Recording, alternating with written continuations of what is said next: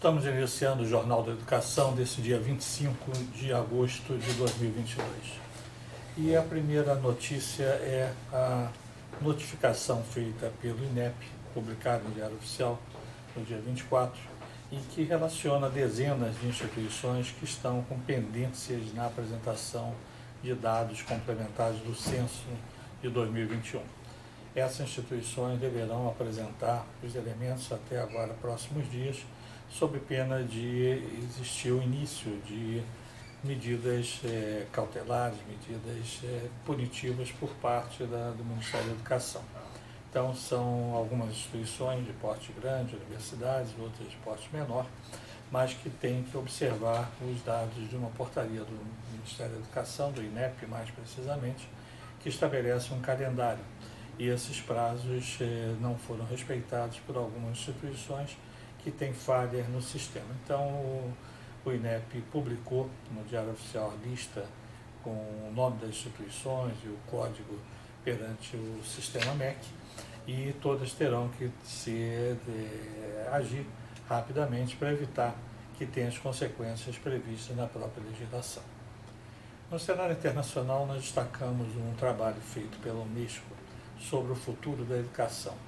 E um grupo foi nomeado para aprofundar estudos sobre as tendências da educação. São líderes de várias áreas que se interligam com o campo da educação e dos mundos da política, da academia, das artes, ciências, negócios e da educação.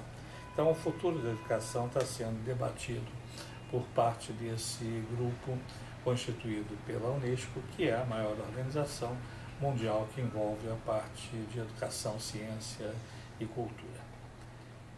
No âmbito nacional, o Conselho Nacional de Educação, que já definiu que a próxima reunião, que acontecerá em setembro, será virtual e marcará provavelmente o final de mandato de alguns conselheiros, publicou alguma súmula de alguns pareceres. Na verdade, os pareceres têm sido publicados não de uma vez da reunião, mas têm sido publicados por etapa, de acordo com a liberação, ou a necessidade ou a determinação judicial. Em alguns casos, as publicações são aceleradas. Mas, normalmente, essas publicações demoram 30, 60 dias da súmula dos pareceres, mas quando são assuntos de relevância, assuntos de pertinência específica, o Conselho tem liberado. E assim fez com alguns pareceres, numas súmulas que serão depois complementadas, mas que já estão disponibilizadas no site, foi no Diário Oficial e inclusive no site também do Conselho Nacional de Educação. A CAPES anunciou, a Coordenação de Aperfeiçoamento Pessoal do Ensino Superior, anunciou que vai liberar no início de setembro uma parte da avaliação quadrienal dos cursos de mestrado e doutorado. Há uma expectativa muito grande, porque as instituições e universidades que não tenham avaliação positiva em cursos podem perder, inclusive, a chancela de universidade. Então, há uma legislação, consta de um decreto e de um parecer do Conselho, uma resolução do Conselho Nacional de Educação, que para manter o status de universidade precisa ter pelo menos 4 mestrados e 2 doutorados com avaliação positiva. Algumas universidades estão com receio de perder uma avaliação positiva e, consequentemente, poder ter um comprometimento da sua manutenção com o status de universidade. Mas setembro está aí próximo e serão divulgados alguns, não a avaliação completa, mas alguns dados já que permitirão uma visão por parte de todas as instituições que atuam no 4º grau. No âmbito da Câmara e do Senado, nós estamos acompanhando os encontros da Comissão de Educação. E a Comissão de Educação da Câmara dos Deputados praticamente não tem tido reuniões.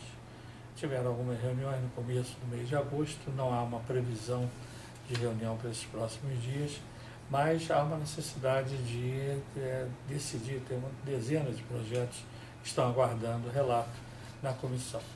Estamos em período pré-eleitoral já, e alguns deputados, naturalmente, estão muito mais voltados, aliás, alguns, para dizer, a grande parte, se não a totalidade, no seu processo de reeleição.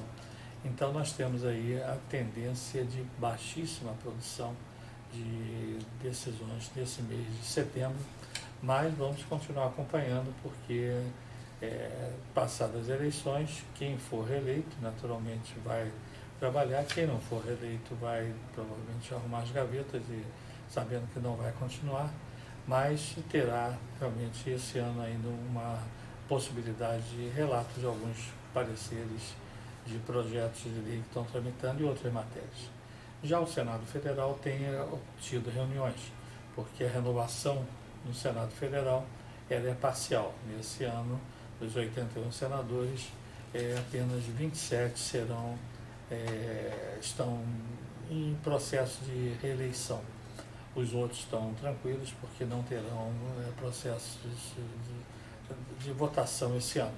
Mas alguns estão sendo candidatos a cargos em seus estados, alguns governadores, alguns estão buscando realmente outras funções, mas nós sabemos que o Senado, nesse período, funciona um pouco melhor do que a Câmara.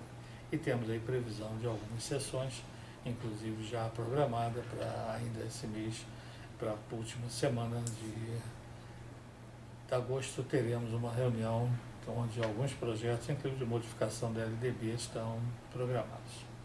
Entre as entidades, nós destacamos o Sindicato de Estabelecimento de Ensino de Pernambuco. É um belo sindicato, historicamente um dos primeiros sindicatos de estabelecimento de ensino a funcionar, que tem procurado realizar eventos em parceria com algumas instituições e temos aí programado para esses próximos meses já atividades que são para beneficiar, para aprofundar estudos por parte das escolas de ensino básico de Pernambuco. Em Pernambuco existe um sindicato de ensino superior e outro sindicato de educação básica, mas nesse momento nós estamos abordando o SINEP, que é presidido pelo professor José Ricardo Diniz, que tem realmente as ações voltadas às escolas de educação básica. E por fim, nós destacamos também as informações sobre o Centro de Referência em Direito Educacional. O Centro de Referência é uma entidade apoiada pelo Instituto de Pesquisa e Administração da Educação e que realizará, em conjunto com o Instituto, durante o mês de setembro, nos dias 27 e 28 de setembro, nós teremos o segundo Telecongresso Virtual de Direito Educacional. Mais um evento que vai ser programado, disponibilizado inclusive pelo sistema virtual, e nós temos a incorporação desses estudos no centro de referência. É importante que todos aqueles que atuam no campo do direito educacional acompanhem os trabalhos que estão sendo feitos pelo centro de referência, que são abertos à participação de todos, e esperando realmente poder ter mais uma contribuição positiva. O evento desse ano vai focar os aspectos mais práticos do direito educacional aplicados às instituições e empresas educacionais de educação básica superior. Então não será um congresso mais teórico, será um congresso de natureza prática, com análise de situações que ocorrem no dia a dia das instituições. Então estamos encerrando assim essa nossa edição do dia 25 de agosto, dia do soldado. Parabenizamos os militares do Exército que estão comemorando seu dia nesse 25 de agosto, dia de Duque de Caxias.